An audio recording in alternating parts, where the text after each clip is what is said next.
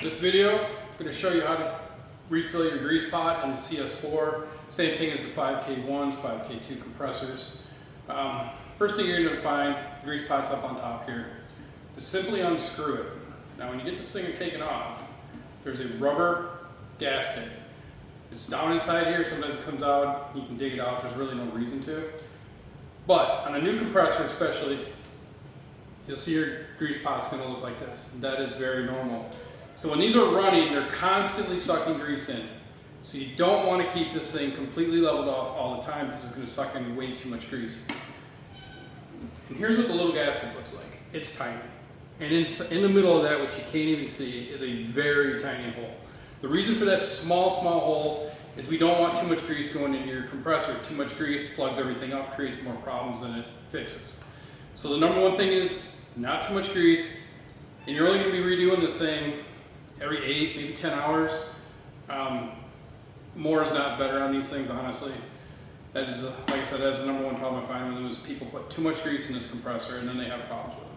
So, but let's say you ran this thing for 8 hours or so, and you're gonna get an air gap. You're always gonna get an air gap no matter what, because again, it's constantly sucking the grease out of here, and if you're constantly topping this off, it's gonna be pulling more and more in there, which we don't want to do. So let's say we've got 8 hours on it, you pull it off, and it looks like this. Okay, what you're gonna do, get yourself some food grade grease.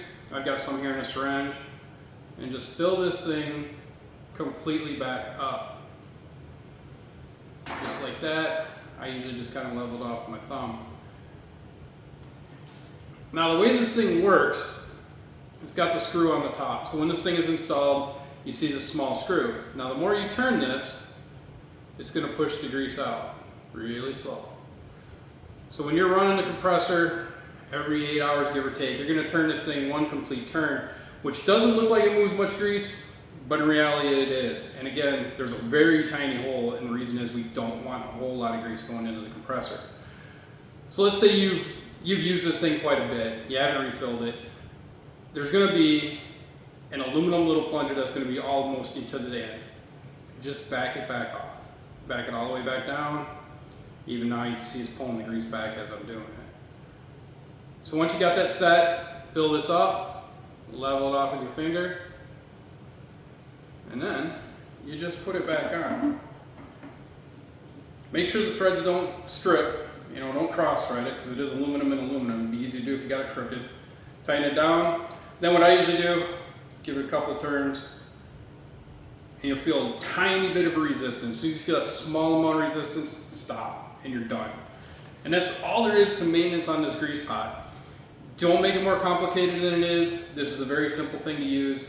Problem is, again, you start turning this top piece all the time, like, oh, wow, I ran for 3 hours and turn it. You're not doing any favors. And the other nice thing with the CS4 and the 5K1s, 5K2s, these like to run. So there is no need to run it for 10 minutes, 20 minutes, stop, let it cool off, and so forth. The thing is, the longer you let this run, this grease gets warm, it flows through the compressor a lot better. So that's also a nice thing. The other thing you can find with these compressors, there's a drain tube here. Now if your drain tube ever starts looking really dirty, starts getting really dark, that is a great sign that you have put too much grease in your compressor.